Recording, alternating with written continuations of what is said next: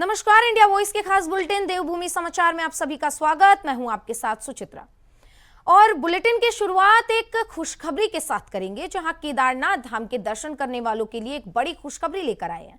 केदारनाथ धाम के दर्शन करने वालों के लिए खुशखबरी ये है कि हेलीकॉप्टर की ऑनलाइन बुकिंग आज से शुरू हो जाएगी, यानी कि आज ही से ऑनलाइन बुकिंग शुरू हो गई है। और आपको बता दें 2 मई को कपाट खुलने वाले हैं और ये बुकिंग आप कहां जाके कर सकते हैं? आईआरसीटीसी की हेली यात्रा वेबसाइट से आप इसकी बुकिंग करवा सकते हैं।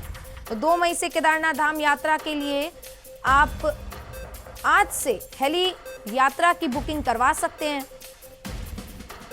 जो भी बाबा केदार के दर्शन के लिए जाने वाले हैं, जितने भी श्रद्धालु आज जाने का प्लान बना रहे हैं केदारनाथ धाम के लिए, उनके लिए एक बड़ी खुशखबरी कि सड़क मार्ग तो आपके लिए है ही, लेकिन जो लोग सक्षम नहीं है, जिनकी तबीयत बिगड़ी रहती है, जिनके हेल्थ इश्यूज होते हैं, उनके लिए एक बड़ी खुशखबरी कि हेली यात्रा की शुरुआत, बुकिंग की शुरुआत आज से हो गई है और केदारनाथ दर्शन करने वाले अब आराम से यात्रा का लुत्फ भी उठा सकेंगे, वादियों का नजारा भी ले सकेंगे और केदारनाथ धाम पहुंचकर दर्शन भी कर सकेंगे। तो धामी सरकार एक और 4 धाम यात्रा को लेकर बेहद एक्टिव नजर आ रही है। पिछली यात्रा के खत्म होते सीएम धामी ने आदेश दिए थे कि 2025 की जब यात्रा की शुरुआत होगी तो यात्रियों को कोई असुविधा ना हो, श्रद्धालुओं को कोई दिक्कत ना हो, इस बात का खास ख्याल रखा जाए। और इसे लेकर पिछले दिनों 4 सचिव नियुक्त किए गए थे 4 धामों के लिए, गंगोत्री, यमुनोत्री, केदार और बद्रीनाथ के लिए। तो 4 सचिवों की नियुक्ति भी हो गई थी और मुख्य सचिव आनंद वर्धन ने इसे लेकर बैठक भी की थी और सीएम धामी भी आए दिन इसे लेकर बैठक लेते रहते हैं, जायजा लेते रहते हैं। और इसी बीच ये खुशखबरी कि केदारनाथ धाम के दर्शन के लिए हेली यात्रा की शुरुआत, बुकिंग की शुरुआत आज से हो गई है।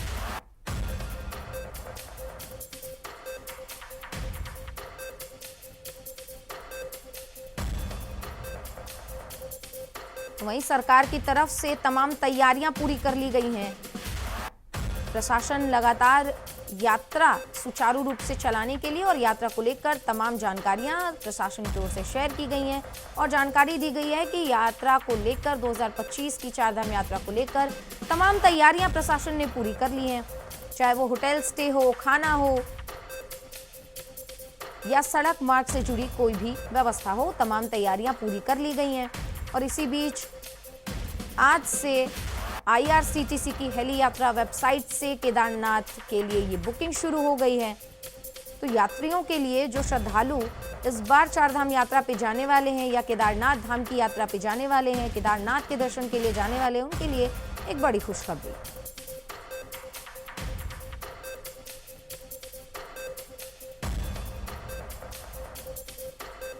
तो वहीं 2 मई को केदारनाथ धाम के कपाट खुलेंगे, 30 अप्रैल को गंगोत्री के कपाट खुलने वाले हैं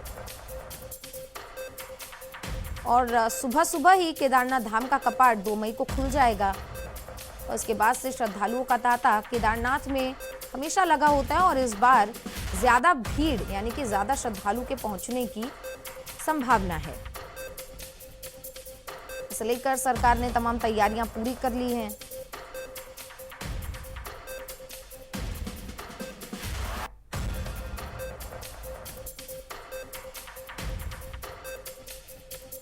तो ये बड़ी खुशखबरी केदारनाथ धाम की यात्रा करने जो जा रहे हैं, जो श्रद्धालु के बाबा केदार के दर्शन के लिए पहुंचने वाले हैं, उनके लिए एक बड़ी खुशखबरी। आईआरसीटीसी की हेली यात्रा वेबसाइट से आज बुकिंग शुरू हो गई है और जो भी केदारनाथ धाम के लिए जाना चाहते हैं वो आईआरसीटीसी की हेली यात्रा वेबसाइट से बुकिंग करवा सकते हैं। तो आज से बुकिंग शुरू कर दी गई है और अनुमान है कि इस बार ज्यादा संख्या में, भारी संख्या में श्रद्धालु पहुंचने वाले हैं केदारनाथ धाम और इसे लेकर प्रशासन की ओर से तमाम तैयारियां पूरी कर ली गई हैं। वहीं ज्यादा श्रद्धालुओं की संख्या को, संभावना को देखते हुए 4 सचिवों की नियुक्ति कर दी गई है और ये सचिव एक एक जो धाम इन्हें अलॉट किए गए हैं, गंगोत्री, यमुनोत्री, केदार और बद्रीनाथ, यहाँ पे पहुंच रहे श्रद्धालुओं की तमाम सुरक्षा व्यवस्था, खाने और पीने की व्यवस्था, साथ ही रहने की या यात्रा से जुड़ी कोई भी असुविधा हो, उनके लिए इन सचिव तमाम तरीके के आदेश देते हुए नजर आने वाले हैं। वहीं सीएम धामी ने यह साफ कर दिया है कि अगर जरा भी लापरवाही कहीं भी बरती गई तो अधिकारी पर एक्शन भी लिया जा सकता है। 2 मई को कपाट खुलने वाले हैं केदारनाथ धाम के, और उससे पहले यानी कि आज 8 तारीख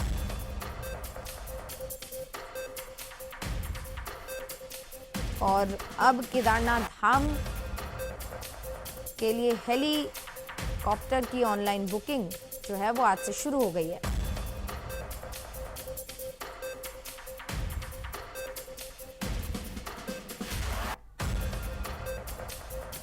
तो हेलीकॉप्टर की यात्रा जब से शुरू हुई है तब से कई बार प्रधानमंत्री नरेंद्र मोदी, सीएम धामी पहुंच चुके हैं केदारनाथ दर्शन के लिए, और इसी बीच अब श्रद्धालुओं के लिए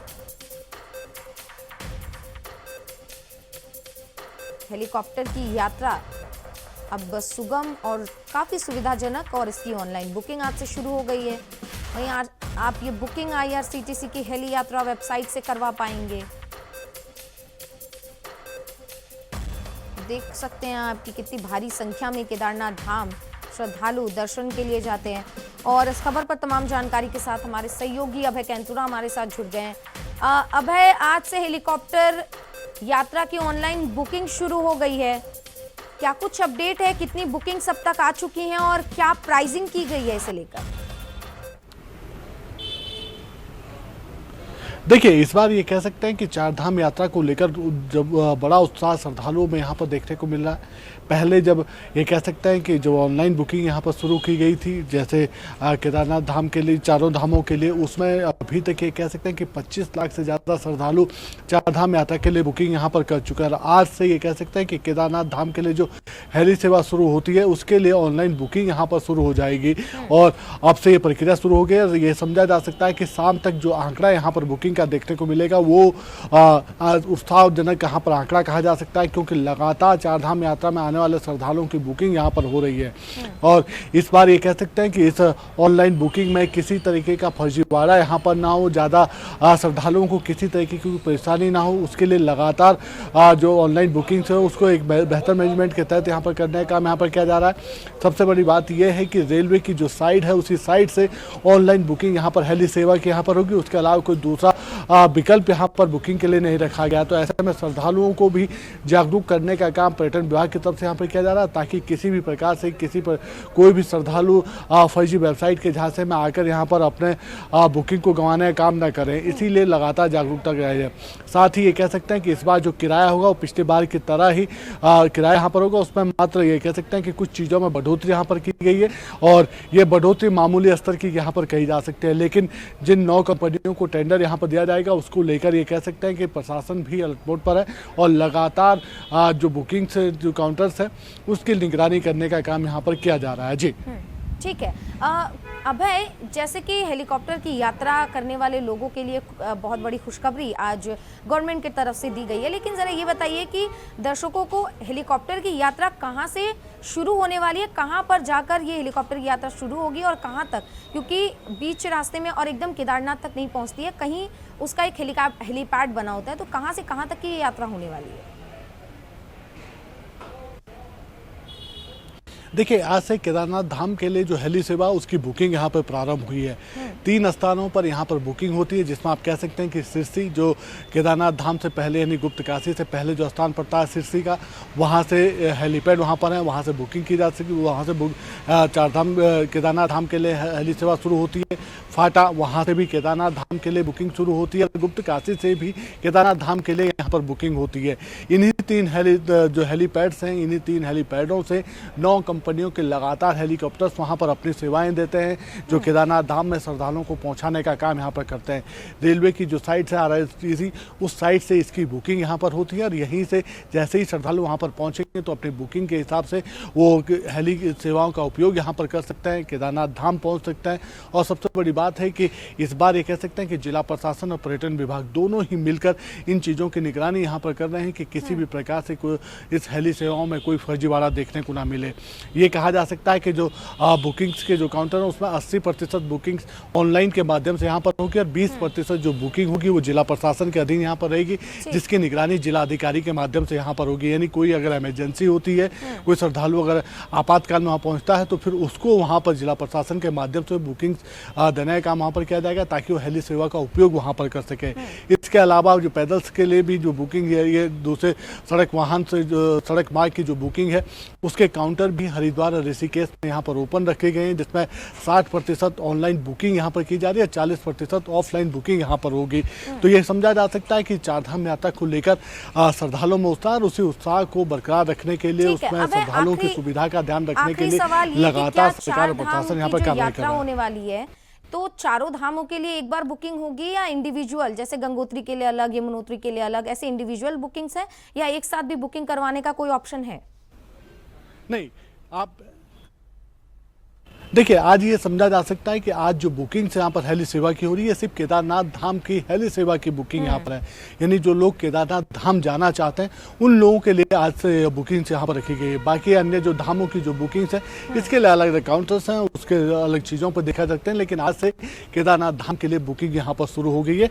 और ये समझा जा सकता है कि ये बुकिंग शुरू होते ही केदारनाथ धाम के लिए जो श्रद्धालुओं के आने का जो सिलसिला होगा या उनकी जो बुकिंग्स का जो उत्साह होगा वो यहाँ पर देखने को मिला है। क्योंकि अभी तक ये कह सकते हैं इससे पूर्व में जो रजिस्ट्रेशन यहाँ पर शुरू किए गए तो ऑनलाइन रजिस्ट्रेशन, उसमें भी उत्साह देखने को मिला था। ठीक है, अभी आप हमारे साथ बने रहिएगा, अन्य खबरों के लिए आपका रुख करेंगे।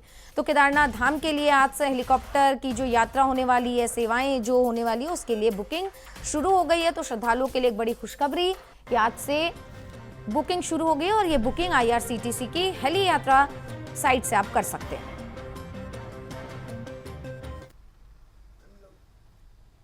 तो खबरों में आगे बढ़ेंगे, जहां अप्रैल के शुरुआती दिनों में गर्मी की तपिश मैदान से लेकर पहाड़ तक लोगों को परेशान करने लगी है।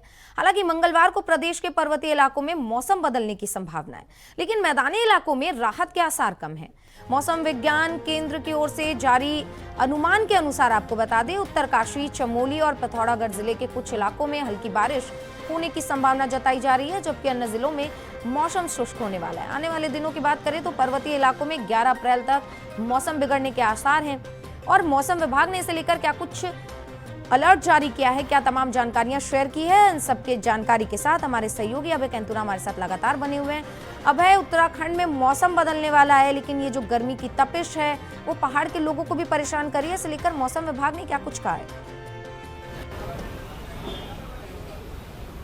देखिए, अप्रैल का महीना है, अप्रैल के महीने में जिस प्रकार से तापमान में वृद्धि यहाँ पर हुई है वो बड़ा चिंताजनक इस समय कहा जा सकता है। क्योंकि जिस तरीके की गर्मी इस समय अप्रैल के महीने में यहाँ पर दिख रही है वो सीधे तौर पर आने वाले दिनों के लिए चिंताजनक कहा जा सकता है कि अगर इसी प्रकार से तापमान में बढ़ोतरी यहाँ पर होती रही तो फिर जो गर्मियों में जो असल जब जून जुलाई का जो महीना होगा उस समय जो तपिश यहाँ पर होगी वो उसके आंकड़े रिकॉर्ड तोड़ने वाले यहाँ पर कहे जा सकते हैं, जो आम जनता के लिए परेशानियाँ खड़ी कर सकते हैं। अभी ये कहा जा सकता है कि मौसम विभाग ने जो पूर्वानुमान जारी करा है वो थोड़ा बहुत उत्तराखंड वासियों के लिए राहत वाली खबर यहाँ पर लाने वाला है। क्योंकि उत्तरकाशी, चमोली और पिथौरागढ़ 3 जनपदों में जो आने वाले जो जगह हैं, जो पहाड़ी जो क्षेत्र है, वहाँ पर हल्की बारिश की संभावना यहाँ पर जताई गई है। और इस बारिश के चलते कह सकते हैं कि तापमान में हल्की बहुत ये कह सकते हैं कमी यहाँ पर देखने को मिल सकती है। और आगामी दिनों में ये कह सकते हैं कि 11 अप्रैल तक के लिए पूर्वानुमान मौसम विभाग की तरफ से यहाँ पर जारी किया गया है। तो ये कह सकते हैं कि अगर पहाड़ों पर हल्की बारिश होती है तो उसका असर मैदानी क्षेत्रों में भी यहाँ पर देखने को मिलेगा।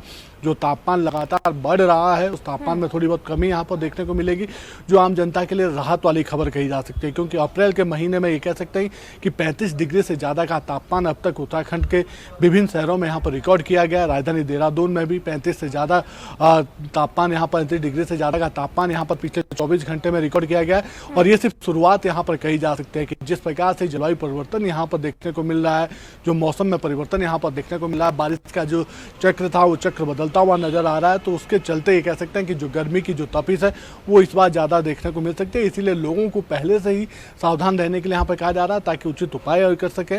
और और इस गर्मी से बचने के जो उपाय, उन उपायों को अपनाते हुए जनता यहाँ पर नजर आए। लेकिन फिलहाल अभी ये कह सकते हैं कि अगले 3 से 4 दिन उत्तराखंड वासियों के लिए थोड़ी बहुत राहत की खबर इस हल्की बारिश के होने से यहाँ पर हो सकती है, लेकिन उसके बाद फिर मौसम के शुष्क रहने की संभावना है, जिसमें एक बार फिर तापमान बढ़ने की संभावना यहाँ पर ज्यादा दिखाई दे रही है। और मौसम विभाग उन सब चीजों को लेकर जो आकलन पूर्वानुमान जो जारी कर रहा है वो आम जनता के लिए चिंताजनक यहाँ पर कहा जा सकता है। तमाम जानकारियों के लिए बहुत बहुत धन्यवाद अभय। तो साफ तौर पर मौसम विभाग का कहना है कि 11 अप्रैल तक का जो पूर्वानुमान लगाया गया है उसके अकॉर्डिंग उत्तराखंड वासियों को थोड़ी राहत मिल सकती है, क्योंकि पहाड़ों पर हल्की बारिश की संभावना मौसम विभाग ने जताई है। और इसे लेकर अगर पहाड़ों पर बारिश होती है तो उसके वजह से मैदानी इलाकों में भी थोड़ी राहत के आसार नजर आते हैं।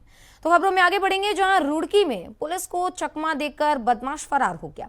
दरअसल पुलिस मुठभेड़ में गिरफ्तार बदमाश रुड़की सिविल अस्पताल में भर्ती था और शौच के बहाने वो भाग निकला। सूचना मिलते ही पुलिस अधिकारी सिविल अस्पताल पहुंचे और घटना की जानकारी ली। वहीं बदमाश की तलाश में रुड़की पुलिस समेत जिले भर की पुलिस जुट गई है।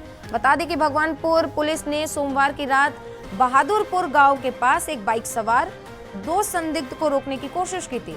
इस पर बाइक सवारों ने पुलिस पर फायरिंग कर दी। जवाबी फायरिंग में एक बदमाश के पैर में गोली लगी थी, जबकि दूसरा बदमाश मौके से फरार हो गया। पुलिस ने घायल बदमाश को रुड़की के सिविल अस्पताल में इलाज के लिए भर्ती करवाया था और सामान्य वार्ड यानी कि जनरल वार्ड में उसे भर्ती किया गया था। और जो आरोपी है, जिसका नाम अंशुल बताया जा रहा है, वो शौच के बहाने वहां से निकला और उसके बाद फरार हो गया। पुलिस की कई टीमें बदमाश अंशुल को ढूंढने में लगी हुई हैं। वहीं पुलिस अधिकारी अस्पताल में लगे सीसीटीवी को भी खंगाल रही है और बदमाश के फरार होने के बाद से पूरे पुलिस महकमे में हड़कंप मचा हुआ है।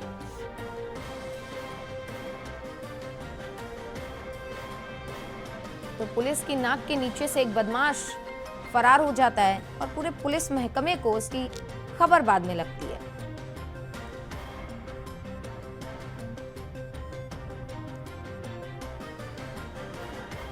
और इस खबर पर तमाम जानकारी के साथ हमारे सहयोगी नरेंद्र कुमार हमारे साथ जुड़ गए हैं। नरेंद्र, बदमाश पुलिस की नाक के नीचे से भाग जाता है, क्या कर रहा था पुलिस प्रशासन? मैडम, जिस तरीके से भगवानपुर पुलिस और बदमाशों के बीच में रात मुठभेड़ हुई है, तो उसी तरीके से पुलिस ने मौके पर जाकर एसपी देहात मौके पर पहुंचे। उन्होंने पूरा बदमाशों को सिविल हॉस्पिटल लाकर उन्हें भर्ती कराया गया। ठीक है नरेंद्र, क्या क्या आरोप थे इस अंशुल पे जिसे गिरफ्तार किया गया था? सब 4 दिन पहले एक लूट की घटना का इन्होंने अंजाम दिया था भगवानपुर थाने के अंतर्गत। ठीक है नरेंद्र, तमाम जानकारियों के लिए बहुत बहुत धन्यवाद। तो आप पता चला कि किस तरीके से पुलिस ने एक और बहादुरी दिखाते हुए पहले बदमाश को पकड़ा और उसके बाद एक और लापरवाही की ये तस्वीर सामने आई, जहां से रुड़की से सिविल अस्पताल से ये बदमाश फरार हो गया, जिसके बाद से पुलिस महकमे में हड़कंप मचा हुआ है और पूरे जिले की पुलिस अब अंशुल यानी कि बदमाश को ढूंढने में लगी हुई है। तो अब दूसरी खबर का रुख कर लेते हैं, जहां मेयर शैलेंद्र रावत ने पूर्वी मालवीय उद्यान को नगर निगम के कार्यालय भवन के लिए उपयुक्त स्थान बताते हुए भवन निर्माण के लिए डीपीआर तैयार करने का आदेश दे दिया। आपको बता दें कि कोटद्वार का मालवीय उद्यान जो न सिर्फ इस शहर की पहचान है बल्कि यहाँ के हर निवासी के दिल से जुड़ा हुआ है, वह अब नगर निगम के मेयर के नए विकास प्रस्ताव का शिकार हो सकता है। सालों से कोटद्वार के लोगों के लिए ऐतिहासिक धरोहर के रूप में जाने जाने वाला यह पार्क अब सिर्फ इसलिए खतरे में है क्योंकि मेयर साहब को विकास के नाम पर बिल्डिंग बनाने की सूझी है। वहीं मालवीय उद्यान जो मदन मोहन मालवीय जी के नाम पर अभियान और गौरव का प्रतीक बना है, अब मेयर साहब की इस पर नजर पड़ी है और वो इस पर विकास करना चाहते हैं और इसीलिए नगर निगम का कार्यालय पार्क में बनाना चाहते हैं, जहां उनका विकास यानी कि विकास का जो प्रेम है वो बेकाबू होता हुआ दिखाई दे रहा है। पार्क को हटाकर बिल्डिंग बनाने के विचार पर अब पूरे प्रशासन यानी कि प्रशासन की ओर से आदेश आता है, जिसके बाद से आम लोगों में काफी रोष है, क्योंकि उनका आरोप है कि धरोहर, उनकी जो पार्क की धरोहर है और संस्कृति है, उसका ये अपमान किया जा रहा है। वहाँ के लोगों में काफी आक्रोश भी देखने को मिल रहा है। ये जो नगर निगम कोटद्वार बना है, ये नगर पालिका की बिल्डिंग में चल रहा है, संचालित हो रहा है। यहाँ पे बहुत दिक्कतें थी और पीछे जो कार्यकाल रहा उसमें कहीं इसकी शुरुआत नहीं हुई कि बिल्डिंग जो है नगर निगम के अकॉर्डिंग बने। तो नगर पालिका जब हटी, नगर निगम में कन्वर्ट हुई, तो उसके बाद स्टाफ भी बढ़ा, सारी चीज़ बढ़ी, तो उससे क्या हुआ, कई चीज़ें बाधित हो रही हैं। जैसे हमारा एक पुस्तकालय बाधित हो गया, खाली पुस्तक स्टोर है, जो बुक्स स्टोर है वो तो है बना हुआ, लेकिन उसके साथ बच्चे कहाँ पढ़ेंगे। हमारे पास ऑफिस नहीं था, हमारे पास बोर्ड की बैठक करने के लिए जगह नहीं है, हम ऑडिटोरियम में करते हैं। तो ये सारी चीज़ें सुधारने के लिए आज निरीक्षण किया। अपने एग्जीक्यूटिव इंजीनियर हैं जल निगम से, बेलवाल जी हैं, SNA साहब हैं, अपने आयुक्त साहब हैं, सबको लेके वहाँ पे जाकर एक चर्चा परिचर्चा हुई कि कहाँ पे सुटेबल जगह है। तो उसमें निकल के सबकी राय ये आई कि वहीं पे बनाई जाए नगर पालिका बिल्डिंग, ताकि मल्टी स्टोरी बिल्डिंग बने और एक सुख सुविधाओं से बिल्डिंग रहे, जो आने वाली जनता को भी परेशानी ना हो, एक सिस्टम में रहे। उसमें फर्स्ट फ्लोर में लिखा हो कौन कौन से टेबल कहाँ कहाँ हैं ऑफिस से, सेकंड में कौन कौन से हैं, थर्ड में कौन कौन से हैं, लोगों को सीधा बोर्ड देखें और जिस टेबल पे भी उनका काम है वो काम करें। उसके बाद क्या उस पर नीचे हम कॉमर्शियल बना सकते हैं या नहीं बना सकते, या मल्टी स्टोरी में जाके हम रेजिडेंशियल बना सकते हैं नहीं बना सकते, इस पर सारी चर्चा होनी है। बहरहाल हम चाहते हैं कि निगम की कोटद्वार नगर निगम की बिल्डिंग अच्छी बने, अच्छी दिखे, ताकि लगे लोगों को कि ये नगर निगम है। ये ऐसा महसूस ना हो नगर निगम के ऑफिस में आके कि ये नगर पालिका ही चल रही है। विरोध नहीं, हम पार्क बताएंगे, उसकी जगह पार्क बनाएंगे। हमारा काम है व्यवस्था को व्यवस्थित करना और किसी की भावनाओं को चोट ना पहुँचे, सारी चीज़ें को मद्देनज़र रखते हुए वहाँ पे जो है बिल्डिंग बनेगी और उसके साइड में पार्क बनेगा। तो हमारी हमको भी तो सुविधा चाहिए, अधिकारियों को भी तो सुविधा चाहिए, जनता को भी तो सुविधा चाहिए और बोर्ड को भी सुविधा चाहिए। तो सारी चीज़ें देख के की जाएंगी। ऐसा नहीं है कि हम अपनी मर्जी से थोप रहे किसी चीज़ को, यह आवश्यकता है।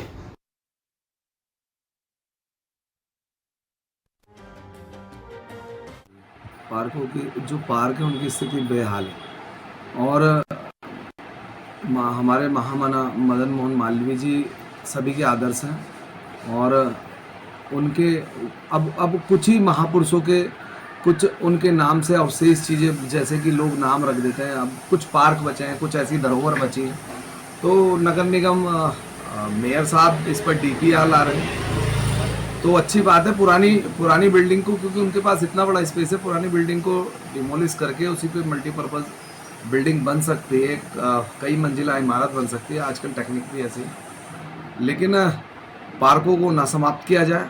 पार्कों को, क्योंकि आज हमारे नौनिहाल हैं, बच्चे हैं, बुजुर्ग हैं, उन पार्कों में जाकर अपने सुबह और शाम गुजारते हैं। एक कहें तो सुकून के लिए, 2 लम्हा जीने के लिए एक वो सहारा होते हैं पार्क। उनकी खुशबू पूरे शहर में महकती रहे।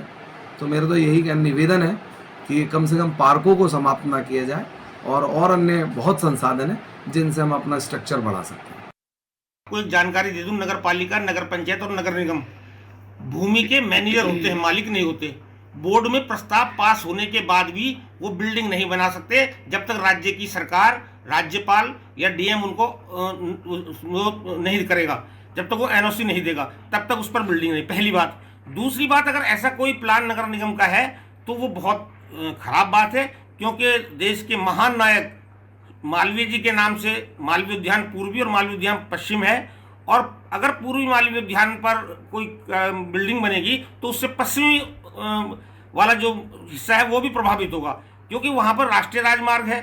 बिल्डिंग बनेगी, जाम लगेंगे, लोग परेशान होंगे, और जनभावनाओं से जुड़ी हुई चीज़ है मालवीय उद्यान। कोटद्वार का झंडा चौक जिस तरह से हृदय है कोटद्वार का, उसी तरह से वो 2 किडनी है, उससे खूबसूरती बढ़ती है। कोटद्वार के शरीर की खूबसूरती बढ़ाने का काम करता है मालवीय उद्यान। वहाँ तो कोटद्वार में मालवीय पार्क को लेकर अभी पूरा तरीके से विवाद छिड़ा हुआ है, क्योंकि मेयर ने वहां पर नगर निगम कार्यालय बनाने का आदेश जारी कर दिया। इसे लेकर लोगों में आक्रोश है। अब देखना यही होगा कि क्या मेयर साहब अपना आदेश वापस लेंगे या लोगों में आक्रोश बरकरार रहने वाला है। खबरों में बस इतना ही। मुझे दीजिए इजाजत। नमस्कार।